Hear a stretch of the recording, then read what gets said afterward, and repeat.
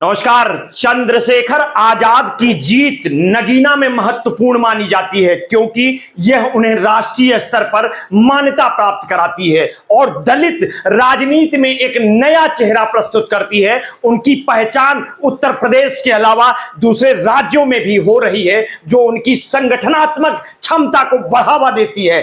Party की स्थिति पर जोर देने की आवश्यकता है, जिसमें सामाजिक और राजनीतिक परिवर्तनों को ध्यान में रखा गया है। लोकसभा चुनाव में दलित नेता चंद्रशेखर आजाद ने उत्तर प्रदेश की नगीना सुरक्षित सीट पर भारतीय जनता पार्टी के ओम कुमार को 1.5 लाख से भी ज्यादा वोटों से हराकर जीत हासिल की है। इस सीट पर बहुजन समाज पार्टी यानी बीएसपी के उम्मीदवार सुरेंद्र पाल चौथे नंबर पर रहे हैं, जिन्हें महज 13,000 वोट ही मिल पाए हैं।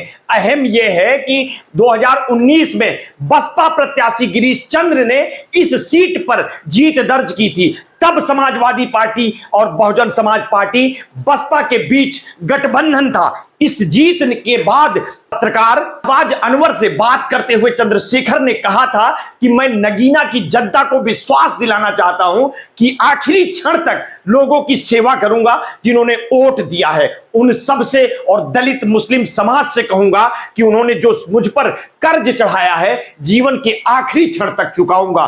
पश्चिमी उत्तर प्रदेश के 36 साल के चंद्रशेखर की इस जीत के कई मायने हैं, खास तौर पर बहुजन समाज पार्टी की राजनीति के लिए भी, जो इस चुनाव में खाता तक नहीं खोल पाई। वरिष्ठ पत्रकार शीतल कहते हैं कि मायावती का राष्ट्रीय राजनीति में धीरे धीरे अप्रासंगिक होना और चंद्रशेखर की जीत ने उन्हें यह मौका दिया है कि वे पूरे भारत में अपना संगठन मजबूत करें। चंद्रशेखर के पास यह सुनहरा मौका है। परिस्थितियों उनके अनुकूल हैं, उनका स्वास्थ्य और उम्र साथ है। उत्तर प्रदेश की दलित राजनीति में चंद्रशेखर एक युवा चेहरा है। वो सड़कों पर उतरने से परहेज नहीं करते और संघर्ष के दौरान जेल भी गए हैं। उत्तर प्रदेश के सहारनपुर जिले की बेहट तहसील के चंद्रशेखर ने साल 2012 में हेमवती नंदन बहुगुणा गढ़वाल यूनिवर्सिटी से कानून की डिग्री ली है।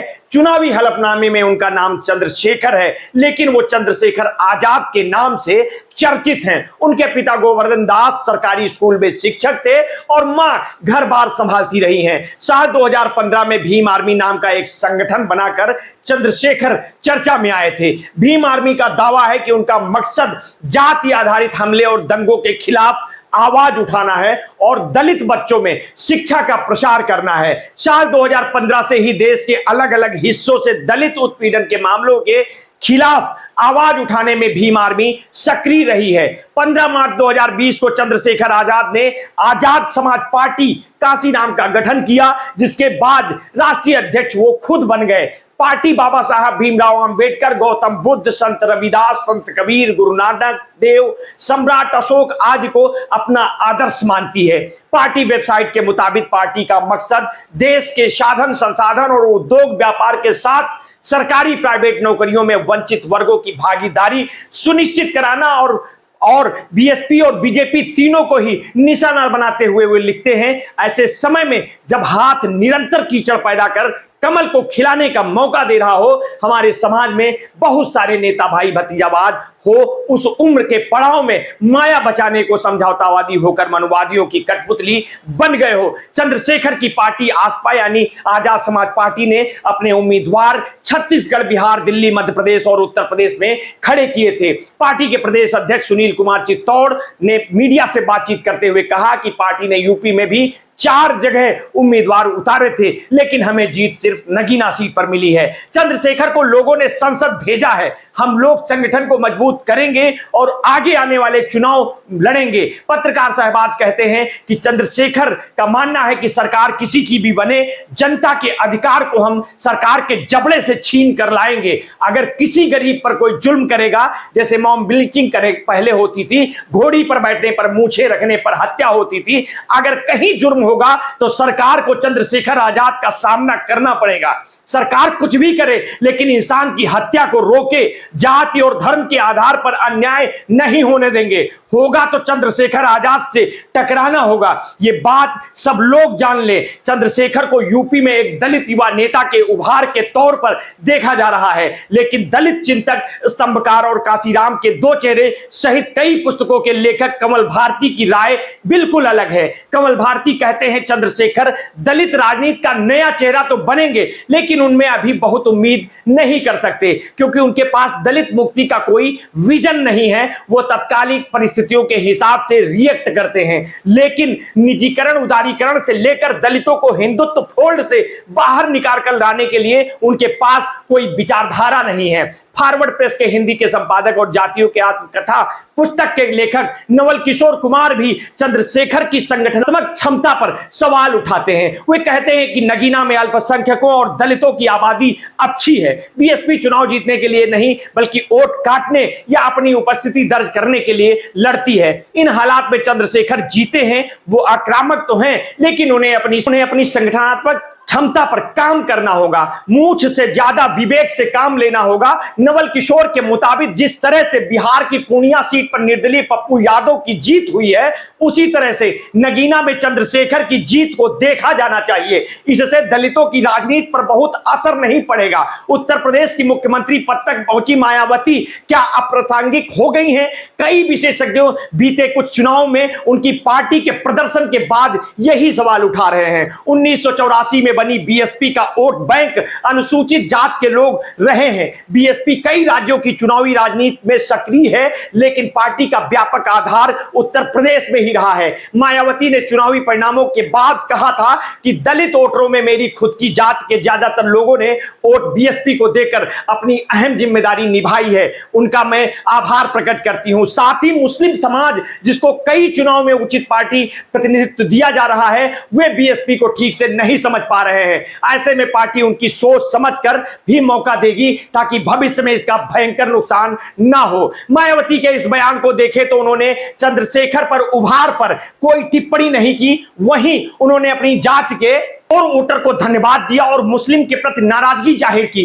मायावती और चंद्रशेखर दोनों ही जाटो समुदाय से आते हैं। दलित चिंतक कमल भारती कहते हैं अल्पसंख्यक, पिछड़े, अति पिछड़े दलित मायावती के वोटर रहे हैं, लेकिन बीएसपी अपनी जमीन और विश्वास दोनों खो चुकी है। मायावती अब बीजेपी की तरफ से खेल रही हैं और वो अपने उम्मीदवारों को खड़ा इसलिए करती है ताकि इंडिया गठबंधन के उम्मीदवार हार सके। वो दलित उत्पीड़न, सांप्रदायिक, धार्मिक उन्माद और आरक्षण के सवाल पर बिल्कुल चुप रहती हैं। आंकड़ों में देखें तो बीएसपी का वोट बैंक बिखरता जा रहा है। साल 2019 के लोकसभा चुनाव में बीएसपी 19.43% वोट मिले थे और पार्टी ने 10 सीट पर चुनाव जीतकर अपना परचम लहराया था। वहीं 2022 के विधानसभा चुनाव में पार्टी का वोट प्रतिशत घटकर 12.88% हो गया और पार्टी महज एक सीट पर जीत दर्ज कर पाई थी। इस बार के लोकसभा चुनाव में पार्टी का वोट प्रतिशत 9.39% हो गया है और पार्टी खाता भी नहीं खोल पाई। इस तरह से मध्य प्रदेश में पार्टी के प्रदर्शन की बात करें तो यहां साल 2018 में पार्टी को 5.1% वोट मिले थे, जो 2023 में घटकर 3.40% रह गया। हालांकि 2022 में पंजाब विधानसभा चुनाव में पार्टी का वोट प्रतिशत सुधरा, लेकिन बहुत मामूली था। साल 2017 की बात करें तो 1.5% वोट मिले थे और जो 2022 में पंजाब विधानसभा में मामूली बढ़त 1.77% रह गया था। नवल किशोर कहते हैं कि बीएसपी का समय अब भी गया नहीं है, अब भी 9% उसका कोर वोटर है, लेकिन बीएसपी को दिल बड़ा करके गैर जाटो लोगों को सम्मान देना होगा। मायावती 2007 में जब यूपी की सत्ता में आई तो उनके साथ पिछड़ा, अति पिछड़ा, जाटो, गैर जाटो सब थे, लेकिन उनके करीबी रहे सतीश मिश्रा का जैसे जैसे पार्टी के नीतिगत मसलों और ढांचों में प्रभाव बढ़ा तो एक एक करके पार्टी के जाटो और गैर जाटो नेताओं ने किनारा कर लिया। इसमें बाबू सिंह कुशवाहा, दद्दू प्रसाद से लेकर ओम प्रकाश राजभर तक थे। इसलिए 2012 के बाद वो सत्ता में कभी वापस नहीं लौटी। यूपी में अनुसूचित जात की आबादी करीब 25% है। इनका मुख्यतः विभाजन जाटों और गैर जाटों समुदाय में किया जाता है। यूपी में जाटों कुल अनुसूचित जाति का तकरीबन 54% है, वहीं गैर जाटों में पासी, धोबी, खटीक, धानुक आदि आते हैं जिसमें 46% है। यूपी विधानसभा में 86 सीट आरक्षित हैं जिसमें 84 अनुसूचित जाति के लिए और 2 अनुसूचित जनजाति के लिए हैं। साफ तौर पर यह बहुत बड़ा संख्या बल है जो सरकार बनाने में अहम भूमिका अदा करता। इसी दलित वोट बैंक के सहारे मायावती प्रदेश की 4 बार मुख्यमंत्री बनी है। चंद्रशेखर ने भीम आर्मी बनाने के बाद बीएसपी को अपनी पार्टी बताया था, लेकिन बाद में साल 2020 में उन्होंने अपनी पार्टी स्वयं बना ली। चंद्रशेखर ने साल 2022 के विधानसभा चुनाव में गोरखपुर से योगी आदित्यनाथ के खिलाफ चुनाव भी लड़ा, लेकिन उनका प्रदर्शन निराशाजनक रहा। चंद्रशेखर विधानसभा चुनाव में भी तो कमाल नहीं दिखा पाए, लेकिन उन्होंने सड़क पर अपनी लड़ाई को जारी रखी। इधर मायावती ने भी अपनी पार्टी में युवा नेतृत्व के तौर पर अपने भतीजे आकाश आनंद को अपना उत्तराधिकारी बनाया था। आकाश आनंद ने नगीना में चुनावी सभा करते हुए चंद्रशेखर आजाद पर निशाना साधा था, लेकिन माना जाता है कि एक सीतापुर में किए गए तीखे हमले के कारण मायावती नाराज हो गई। बाद में उन्होंने आकाश आनंद को राष्ट्रीय समन्वय पद से हटा दिया। बीएसपी समर्थक संतोष कुमार मीडिया से कहते हैं कि ऐसा करके तो बहन जी ने साफ कर दिया कि वो बीजेपी के इशारों पर काम कर रही हैं, ऐसे में उनका वोट तो कम होना ही था। ये युवा को जगह देने से ही पार्टी आगे बढ़ती है और पार्टी के साथ फिर उसके समर्थक